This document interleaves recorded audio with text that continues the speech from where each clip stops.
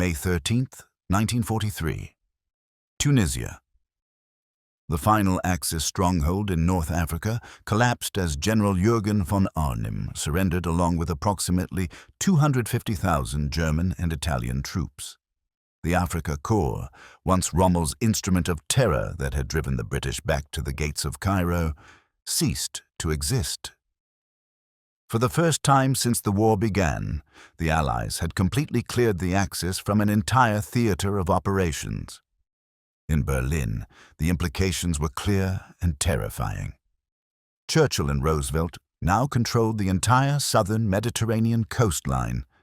They possessed overwhelming naval superiority, complete air dominance, and battle-hardened armies numbering in the hundreds of thousands. The question wasn't if the Allies would strike next into southern Europe. The question was where. At the Wolf's Lair in East Prussia, Adolf Hitler studied maps with his military staff. Sicily. The answer was obvious. The triangular island sitting at the toe of the Italian boot represented the most logical target imaginable. From North Africa, it lay barely 90 miles across the Strait of Sicily. Its airfields could support the invasion of mainland Italy. Its capture would secure Mediterranean shipping lanes that had been contested since 1940. Every principle of military strategy pointed to Sicily as the inevitable next objective. The German High Command agreed. Field Marshal Albert Kesselring, Commander-in-Chief South, reinforced Sicily with the Hermann Göring Panzer Division and elements of the 15th Panzer Grenadier Division. Italian General Alfredo Guzzoni commanded the 6th Army on the island, with coastal divisions spread thin around the perimeter, but concentrated forces in the southeast corner, where amphibious landings were most likely. The defenses weren't perfect, but they were rational, based on sound military judgment about where the enemy must strike. What none of them knew was that 1,500 miles away in London, 2 British intelligence officers had just executed the most audacious deception operation in military history. They had transformed a homeless man who died from rat poison into a Royal Marines officer. They had created an entire fictional life for a corpse. And they had planted documents on this dead body that would convince Hitler himself that his strategic analysis was wrong, that Sicily was merely a feint, and that the real Allied invasion would strike Greece and Sardinia instead. The operation was so bizarre that even its creators doubted it would work. Using a dead body to carry false intelligence, hoping Spanish authorities would break their neutrality to share documents with Germany. Counting on German intelligence to accept the authenticity of papers recovered from a corpse washed up on a beach? The plan seemed too fantastical, too dependent on chance, too vulnerable to exposure. But it worked. It worked beyond anyone's wildest expectations, and the key to its success lay not in sophisticated spycraft or elaborate forgeries, but in understanding one fundamental truth about intelligence work. People tend to believe what confirms their existing suspicions, especially when that information appears to have been obtained by accident rather than design. September the 29th, 1939. Just weeks after Britain declared war on Germany, Rear Admiral John Godfrey, Director of Naval Intelligence, circulated an unusual document throughout the intelligence services. The Trout Memo compared wartime deception to fly fishing, listing 51 potential schemes for deceiving the enemy. Most were conventional. Some were brilliant. One was utterly macabre. Item number 28 suggested obtaining a corpse, dressing it in appropriate uniform, placing false documents in its pockets, and allowing it to drift ashore in enemy territory or occupied zones. The idea, though gruesome, had historical precedent. During World War I, a British agent had successfully used a similar ruse on a smaller scale. But no one had attempted deception of this magnitude, targeting strategic decision-making at the highest levels of enemy command. The memo bore the signature of Admiral Godfrey, but intelligence historians agree it carried the unmistakable style of his personal assistant, Lieutenant Commander Ian Fleming. The future creator of James Bond had a mind that naturally gravitated toward the theatrical, the unexpected, the psychologically devastating. Fleming understood that the best intelligence operations didn't just gather information, they weaponized the enemy's own analytical processes against them. For 3 years, the Trout Memo's corpse suggestion remained just that, a suggestion filed away among dozens of other schemes.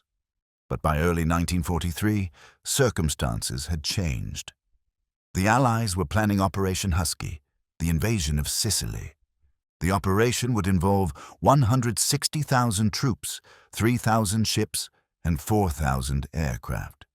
It would be the largest amphibious assault in history to that point. And it was so obviously necessary, so strategically logical, that the Germans couldn't possibly miss it. Enter the 20 Committee, the inter-service organization that coordinated Britain's double-cross system of turned German agents. Flight Lieutenant Charles Cholmondeley of the Royal Air Force and Lieutenant Commander Ian Montague of Naval Intelligence served on this committee. Cholmondeley, an eccentric officer who had never actually flown despite his RAF commission, had been developing a plan he called Trojan Horse, involving planting false documents on a corpse. Montague, a brilliant barrister before the war and member of a prominent Jewish family, saw the potential immediately. But he also saw the weaknesses. Cholmondeley's original plan suggested dropping the body by parachute behind enemy lines. Too risky, too many variables.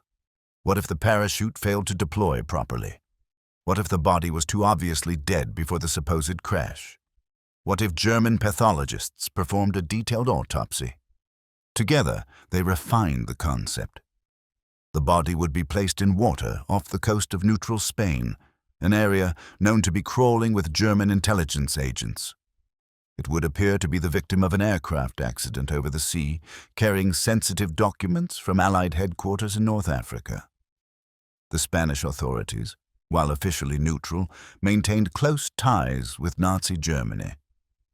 Any documents recovered would almost certainly be shared with German intelligence before being officially returned to the British.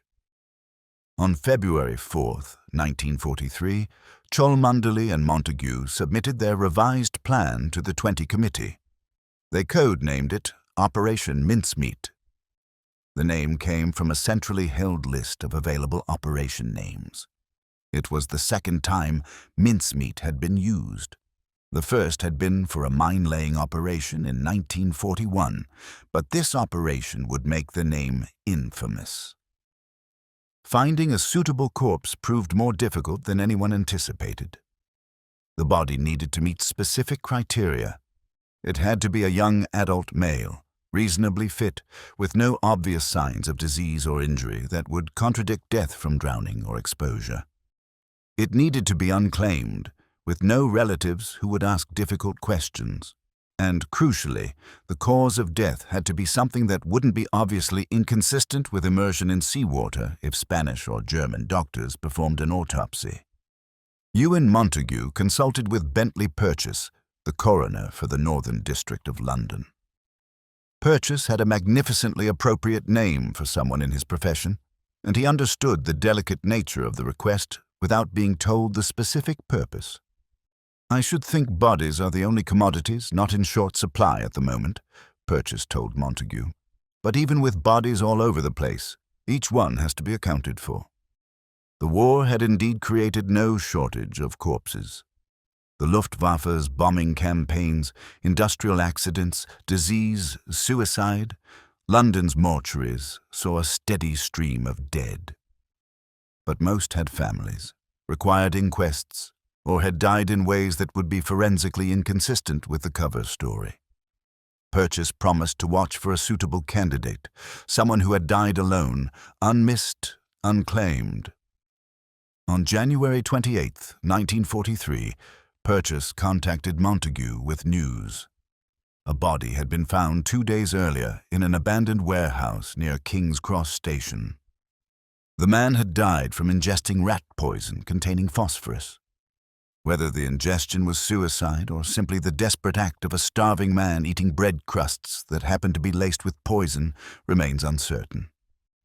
Either way, he was dead at 34 years old, and he had died utterly alone.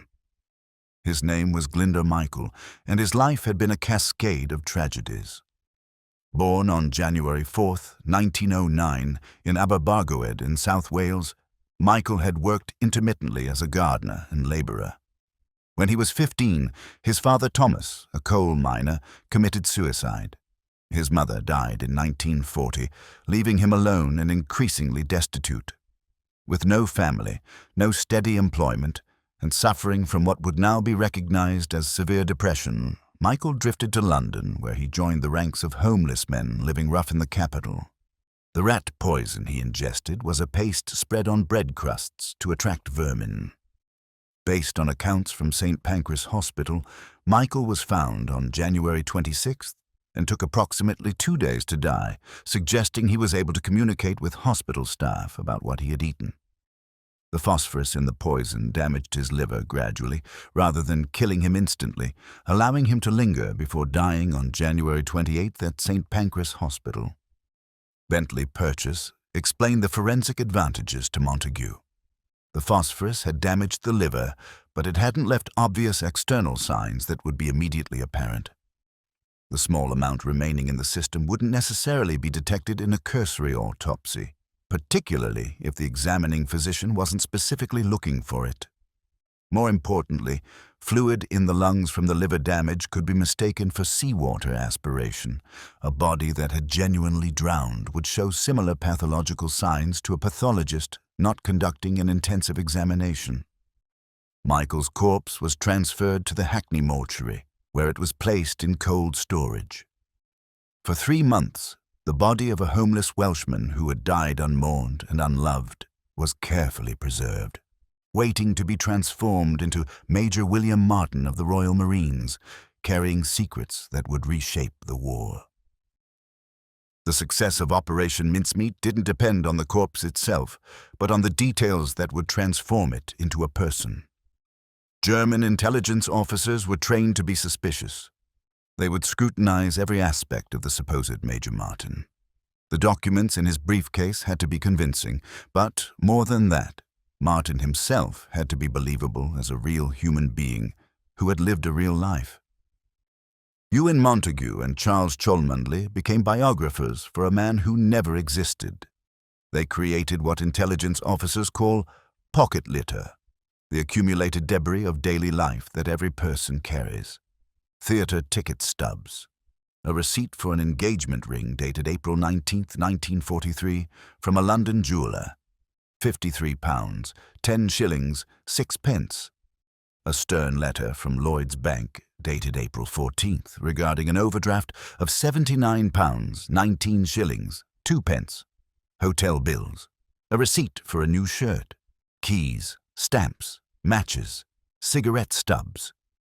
Each item was carefully aged, bent, worn, made to look like it had been carried in a wallet for weeks. The engagement ring receipt was particularly important. It suggested a man about to be married, a man with plans, a man looking toward a future he would never see. The overdraft notice painted him as slightly careless with money, perhaps spending more than he should in anticipation of his wedding. Human, flawed, real. The centerpiece of the personal items was a photograph. Jean Leslie, a 19-year-old clerk working in MI5, provided an image of herself. The photograph, which showed her in what was considered a rather daring swimsuit for the era, had been taken earlier. She became Pam, Major Martin's fiancée. On the back of the photograph, in feminine handwriting, someone had written, "Till death do us part, your loving Pam." The team even created correspondence between Martin and Pam. Love letters written in the breathless style of engaged couples in 1943, with references to their upcoming wedding and promises about the future. Historical sources suggest these letters were composed by Hester Leggett, head of the secretarial section in Naval Intelligence, though some accounts attribute them to Paddy Bennett, later Lady Ridsdale. Whoever the author, They understood that love letters needed to sound genuine because genuine love letters are never perfectly written. Major Martin needed a service identity as well. They created him as Acting Major William Martin, service number 148228 of the Royal Marines. The rank was carefully chosen. Too junior, and he wouldn't be trusted with sensitive documents. Too senior, and questions would arise about why such a high-ranking officer was traveling alone without aides. Acting Major was perfect, senior enough to be a trusted courier, junior enough that his name wouldn't be widely known. His identity card was a masterpiece of forgery. The photograph showed Glinda Michael's face, now cleaned up and made to look like a serving officer. The card bore all the proper stamps, signatures, and wear patterns of a genuine military ID that had been carried and used regularly. It showed signs of being removed from and replaced in a wallet hundreds of times. The most crucial element was the briefcase itself. It would be chained to Martin's wrist with a standard courier chain, the kind used for transporting classified documents. Inside, 2 letters that would serve as the actual deception payload. The primary letter came from Lieutenant General Sir Archibald Nye, Vice Chief of the Imperial General Staff, addressed to General Sir Harold Alexander, commanding Allied forces in North Africa. Nye himself wrote the letter. It was a masterpiece of apparent casualness, discussing sensitive matters. It opened with, "My dear Alex," rather than formal military protocol, the sort of personal touch that senior officers used when writing to colleagues they knew well. The letter discussed appointments to the Guards Brigade, American service medals for British officers, and buried in the middle, seemingly as an aside, mentioned that the planned invasion would target Greece and Sardinia. Sicily, the letter implied, was merely a cover story, a deception to draw German attention away from the real objectives. A second letter from Lord Louis Mountbatten to Admiral Andrew Cunningham requested that Martin be returned to his headquarters after completing his courier mission, describing him as a valuable staff officer. This letter served to explain why such sensitive documents were being carried by a single officer. He was conducting other business in North Africa, and serving as courier was secondary to his main mission. On April 17, 1943, in a refrigerated room at Hackney Mortuary, Montague and Cholmondeley dressed Glinda Michael's body in the battle dress of a Royal Marines officer. They worked carefully, threading stiff limbs through sleeves, buttoning the tunic, attaching the rank insignia. The trench coat went on last, the kind any officer might wear for travel. They placed the identity card in the inner pocket. The wallet with its receipts, letters from Pam, bank notices, and theatre stubs went into another pocket. The briefcase was attached to the wrist with the standard chain used for classified documents. The body was then placed in a specially manufactured steel canister packed with dry ice. The cylinder was marked, "Handle with care, optical instruments," to discourage casual inspection. St. John Jock Horsfall, a successful pre-war racing driver now serving in intelligence, loaded the canister into a van. With Montague and Cholmondeley as passengers, Horsfall drove at high speed through the night to the naval base at Greenock, Scotland, covering the distance in record time. At Greenock, HMS Seraph waited. The submarine, designation P-219, was an S-class boat built for operations in the restricted waters of the Mediterranean. Lieutenant Norman Jewell commanded her. Seraph had already earned a reputation for special operations work. In October 1942, she had conducted beach reconnaissance before the North Africa landings. She had transported American General Mark Clark for secret meetings with Vichy French officials in Algeria. She had rammed and damaged a U-boat in December 1942. She was a boat accustomed to unusual missions. But Operation Mincemeat would be her strangest assignment. On April 19th, Seraph departed Holy Loch, Scotland, with the canister secured in the torpedo room. Only Jewell and his officers knew what it contained. The crew was told they were transporting a secret meteorological device that would be deployed off the Spanish coast. To maintain the fiction, the officers joked about John Brown's body and our new shipmate Charlie, unknowingly close to the truth. The journey took 11 days. Seraph had to navigate around known German patrol areas, maintain strict radio silence, and arrive at the designated position of Huelva at precisely the right time. Too early, and the body might decompose too much. Too late, and the whole operation might be compromised. Huelva had been chosen with care. The coastal currents there were strong enough to wash a body ashore reliably. The town had a German consulate staffed with a competent vice-consul, and more importantly, an Abwehr officer operating under diplomatic cover. The local Spanish military officers were known to be pro-German and would likely share any interesting finds with their German contacts. The local coroner was considered less sophisticated than doctors in larger Spanish cities, making a thorough autopsy less likely. And the British consul in Huelva was deemed reliable and capable of managing the diplomatic aspects once the body was officially discovered. In the early hours of April 30th, 1943, Seraph surfaced in the darkness about 1 mile off the coast near Huelva. The sea was calm, the night moonless. Jewel ordered the crew below, maintaining the fiction that they were deploying a weather instrument. On deck, Jewel and his officers removed the body from the canister. Glinda Michael looked remarkably preserved, despite the weeks in cold storage. The dry ice had done its work. They inflated a Mae West life jacket and fitted it onto the body. The briefcase hung from the wrist chain. One of the officers, speaking quietly, read the 39th Psalm. "Lord, let me know mine end, and the number of my days, that I may be certified how long I have to live." Then, gently, they slid Major William Martin into the Mediterranean. The body bobbed in the gentle swell, the life jacket keeping the torso afloat as intended. They released an inflatable dinghy about half a mile away, punctured and turned over to suggest an aircraft crash and failed escape attempt. Then Seraph moved away, into deeper water, where the crew spent the next 30 minutes attempting to sink the canister. It refused to go down even after being riddled with machine gun and cannon fire. Finally, a small explosive charge destroyed it, eliminating the last physical evidence of the deception. Lieutenant Jewell sent the coded signal, "Mincemeat completed." HMS Seraph set course for Gibraltar. Behind her, a dead homeless man floated in the pre-dawn darkness off the Spanish coast, carrying secrets that would move armies. Morning, April 30th, 1943. Jose Antonio Rey Maria, a sardine fisherman from Punta Umbria, hauled in his nets near the mouth of the Odiel River. Caught among the sardines was something that made him freeze. A body, face down, wearing the uniform of a British officer. The briefcase chained to the wrist gleamed dully in the morning sun. Rey Maria immediately notified the authorities.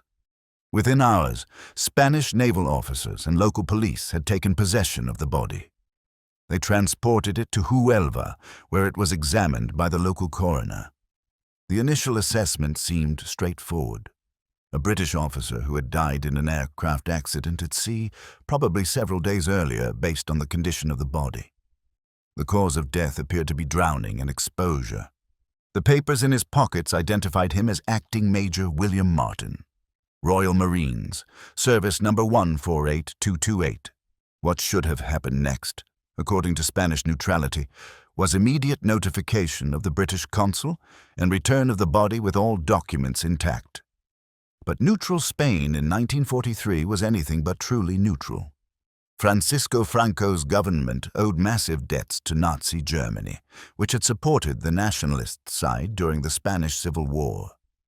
Spanish military intelligence maintained close contacts with the Abwehr, German military intelligence. And in Huelva specifically, a German agent named Adolf Klaus operated under thin diplomatic cover, monitoring ship movements and gathering intelligence. The Spanish authorities faced a delicate situation.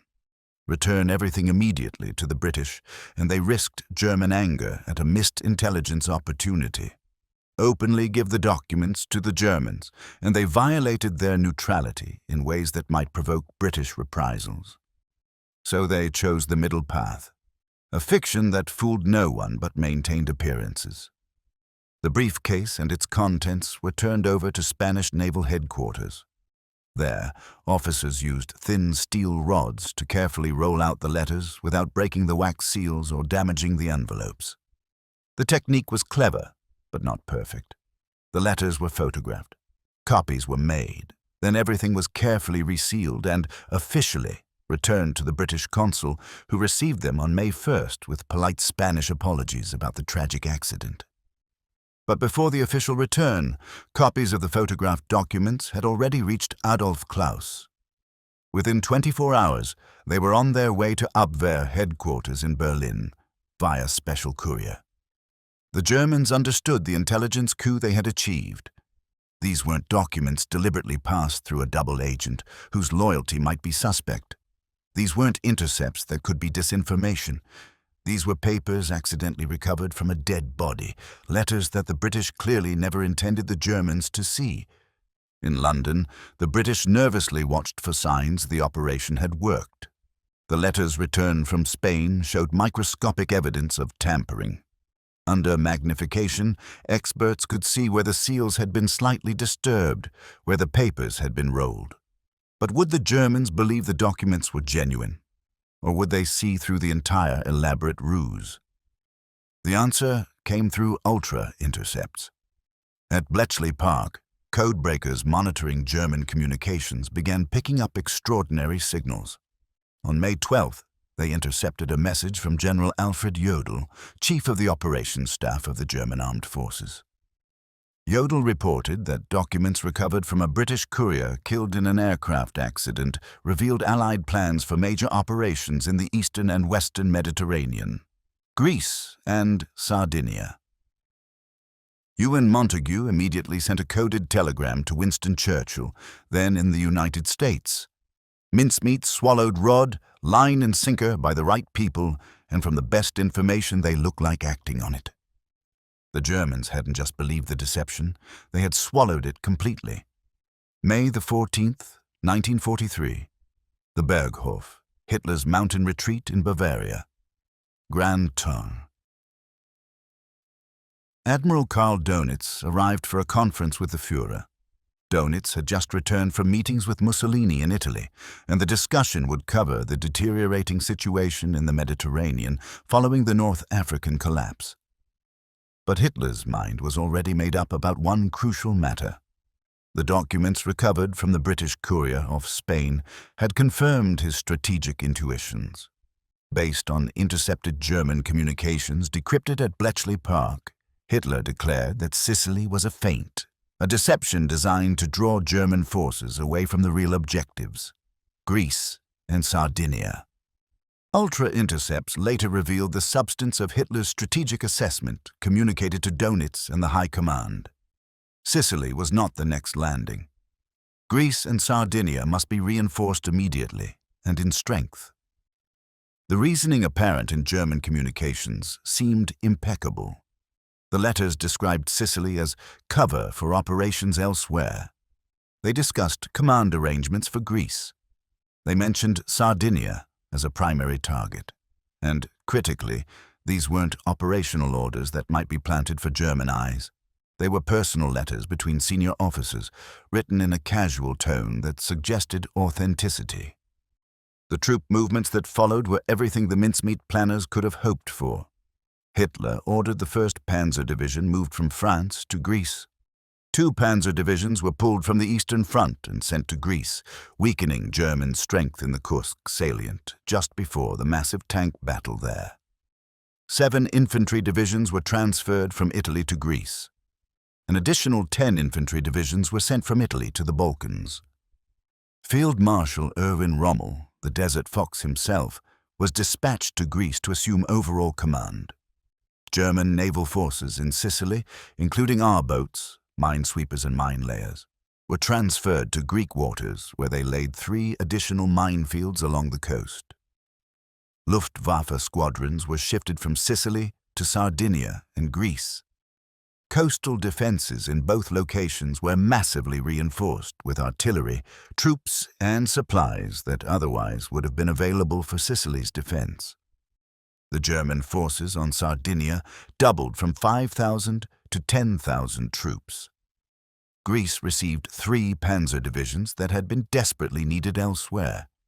The Balkans, already a partisan nightmare consuming German resources, now had to garrison an additional 10 divisions against an invasion that would never come. What made the deception so effective wasn't just the forged documents. It was how perfectly they aligned with existing German strategic concerns. Hitler had long worried about Greece and the Balkans. The region's loss would open southeastern Europe to Allied invasion, threaten Romanian oil fields that fueled the Wehrmacht, and potentially bring Turkey into the war on the Allied side. Sardinia sat astride supply routes and offered airfields within reach of southern France. The Mincemeat documents, in effect, told Hitler what he already suspected might be true. They confirmed strategic concerns that had preoccupied German planning for months. And because the intelligence appeared to have been obtained accidentally through the chance discovery of a drowned courier rather than through deliberate spycraft, it carried exceptional credibility in German eyes. Even when other intelligence suggested Sicily remained the likely target, German High Command continued to prioritize Greece and Sardinia. When Benito Mussolini argued that Sicily was the obvious objective, the German leadership maintained their assessment based on the Mincemeat documents. Hitler had become convinced by intelligence that appeared to confirm his existing strategic concerns, and an entire theater of war would pay the price. July 9, 1943, 10 p.m. The Mediterranean off the coast of Sicily. The largest amphibious invasion in history to that point was about to begin. 3,000 ships carrying 160,000 troops approached the island under cover of darkness. American paratroopers from the 82nd Airborne Division began dropping inland to secure key positions. British glider-borne troops from the 1st Airborne Division landed to capture bridges and disrupt communications. At dawn on July 10th, the beaches erupted with landing craft. The American 7th Army, under General George Patton, struck at Gela on the southern coast.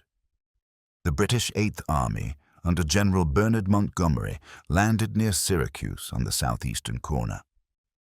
The Canadian 1st Division, added at the insistence of Canadian Prime Minister William Mackenzie King, came ashore alongside the British. The defenders fought, but they fought with forces far weaker than they should have been.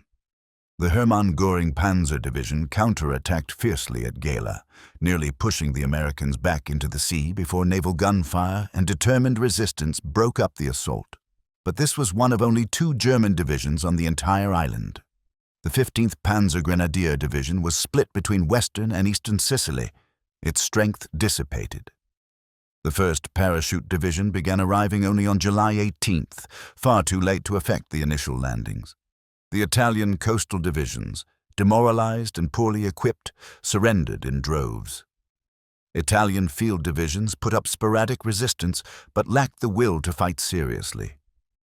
Many Italian soldiers were tired of Mussolini's war and welcomed the chance to surrender to the Western Allies rather than face the Soviets. What stunned Allied planners was how light the resistance proved to be. Pre-invasion estimates had predicted heavy casualties during the landing phase, with some projections suggesting 10,000 or more casualties in the first days alone. The actual losses, while significant, fell well below these projections. The British 8th Army suffered approximately 12,000 casualties over the entire 38-day campaign, including just over 2,000 killed. The American 7th Army lost about 9,000 men, including more than 2,200 killed. Combined air and naval losses added another 886 casualties. Total Allied casualties across the entire Sicily campaign came to roughly 22,000, substantial but dramatically lower than planners had feared for an opposed amphibious invasion of a heavily defended island. The difference becomes clear when compared to later operations. The Anzio landings would ultimately cost approximately 43,000 Allied casualties. The Normandy invasion would see roughly 10,000 casualties on D-Day alone. Sicily, despite being a large-scale amphibious assault against a prepared enemy, proved less costly than subsequent operations of similar scope. The reason becomes evident when examining German dispositions revealed through ultra-intercepts. Even after the invasion began, German High Command remained convinced that Sicily was a diversion. For approximately the first 2 weeks of fighting, German reinforcements were held back from Sicily, kept in reserve for the anticipated invasions of Greece and Sardinia that Hitler still expected. Ultra-intercepts documented that as late as 4 hours after Allied troops began landing on Sicily, 21 German aircraft departed Sicily for Sardinia to reinforce defenses there, a movement that only makes sense if German command still believed the main assault was yet to come. Panzer divisions in Greece remained in position. Coastal defenses in the Balkans stayed on high alert. The evidence suggests that the mincemeat deception continued to influence German strategic thinking even as Allied soldiers fought their way across Sicily. Field Marshal Kesselring, more realistic than Hitler, began evacuating German forces from Sicily in early August. Between August 11th and 17th, approximately 60,000 German troops and 75,000 Italian troops were evacuated across the Strait of Messina to mainland Italy in a brilliantly executed withdrawal. But they were evacuating an island they should have been able to defend far more effectively if their full strength had been available from the start. Sicily fell to the Allies on August 17, 1943, after 38 days of fighting. The casualty estimates proved dramatically lower than feared, and the strategic consequences cascaded beyond the immediate military victory. The fall of Sicily triggered political earthquake in Rome. On July 25, 1943, just 15 days after the invasion began, the fascist Grand Council voted no confidence in Benito Mussolini. King Victor Emmanuel III ordered his arrest. Marshal Pietro Badoglio formed a new government that immediately began secret negotiations with the Allies for an armistice. Italy, Germany's primary European ally, was collapsing. For Germany, the disaster was strategic, not just tactical. The Italian collapse forced Hitler to divert massive forces to occupy the country and the Balkans, preventing the Italian military from defecting entirely to the Allies. Approximately 1/5 of the entire German army, divisions desperately needed in Russia or to defend against the eventual Normandy invasion, were tied down in Italy and the Mediterranean for the remainder of the war. The Sicily invasion also provided crucial lessons for Operation Overlord.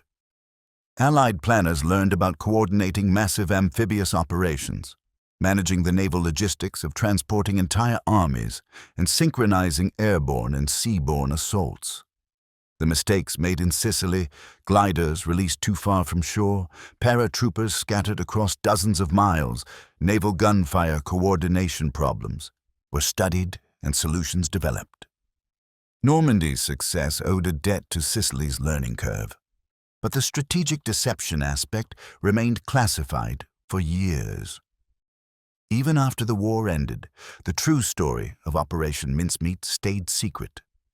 In 1950, former Cabinet Minister Duff Cooper published a novel called Operation Heartbreak, featuring a plot device involving a corpse with false documents used to deceive the Germans.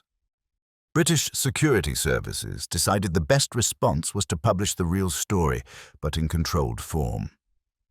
Over a single weekend in 1953, Ewan Montagu wrote The Man Who Never Was. The book became an immediate bestseller, selling 2 million copies. It was adapted into a 1956 film starring Clifton Webb as Montagu, with Montagu himself appearing in a cameo role as one of the admirals skeptical of the plan. But security restrictions meant Montagu couldn't reveal everything. He couldn't mention ultra-intercepts that confirmed the operation's success. He couldn't identify Glinda Michael by name. He couldn't describe all the intelligence tradecraft involved. The full truth emerged gradually over decades. In 1996, amateur historian Roger Morgan uncovered evidence in the Public Record Office identifying the corpse as Glyndŵr Michael. The Commonwealth War Graves Commission, which had taken responsibility for Major Martin's grave in Huelva in 1977, added a new inscription in 1998. Glyndŵr Michael served as Major William Martin, R.M. Documents captured from German naval archives at Tambach after the war confirmed that the Germans had indeed intercepted the Mincemeat letters, analyzed them extensively, believed them completely, and based strategic decisions on them. General Alfred Jodel's message about Allied plans for Greece and Sardinia, intercepted by Bletchley Park, represented just one piece of evidence. The full paper trail showed Hitler's personal involvement in decisions to reinforce Greece based specifically on the captured intelligence. Sir Michael Howard, in the official history of British intelligence in World War II, called Operation Mincemeat the best known and perhaps the most successful single deception operation of the entire war. The assessment stands. No other deception operation moved so many enemy forces so far from where they were needed at such a crucial moment, based on such an audacious and improbable scheme. The irony was absolute. A homeless Welsh labourer who died alone and unmourned, whose life had been marked by poverty, loss, and despair, became in death an instrument of strategic deception that saved thousands of lives and altered the course of the war.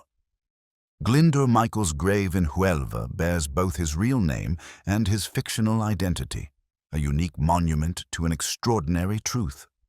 Sometimes the difference between victory and defeat lies not in firepower or manpower, but in making the enemy believe a carefully constructed lie. The lesson of Operation Mincemeat transcends its specific historical moment. The operation demonstrated that in intelligence work, the most effective deceptions don't necessarily try to convince the enemy of something completely new. Instead, they confirm what the enemy already suspects, validate existing fears, and provide apparent evidence for conclusions the enemy is predisposed to reach. The German High Command wanted to believe Greece was a target because it fit their strategic concerns about the Balkans and oil supplies. The Mincemeat documents gave them what appeared to be confirmation of those concerns. In the end, the operation succeeded because it exploited something fundamental about intelligence analysis. Information that confirms existing beliefs, especially when that information appears to have been obtained accidentally rather than deliberately, carries exceptional weight. The Germans never suspected the documents might be a plant precisely because the method of delivery, a body washing up on a beach, seemed too dependent on chance, too difficult to orchestrate, too unlikely to be manufactured. A dead body washed up on a beach. Letters that appeared to have been carried by accident. A chain of coincidences that seemed too bizarre to be manufactured. And because it seemed too bizarre to be manufactured, the Germans believed it was real. That belief moved 3 Panzer divisions to Greece. It stripped Sicily of crucial reinforcements. It kept German forces in the Balkans on high alert against an invasion that would never come. And it allowed 160,000 Allied troops to storm ashore on Sicily with casualties far below the worst projections. The man who never was changed the course of history. And somewhere in a grave in Huelva, Spain, Glyndŵr Michael rests beneath a headstone bearing 2 names, his own and the identity of the Royal Marines officer he became in death. Both names deserve to be remembered. If you found this deep dive into one of World War II's most audacious deception operations fascinating, make sure to like this video and subscribe to Warline for more detailed explorations of the pivotal moments, technological innovations, and strategic decisions that shaped the war. From the beaches of Sicily to the war rooms of Whitehall, from the minds of intelligence officers to the movements of Panzer divisions, we bring you the stories where courage, innovation, and strategic thinking converged to change history. Hit that notification bell so you never miss when we upload our next documentary-style deep dive into military history's most compelling moments.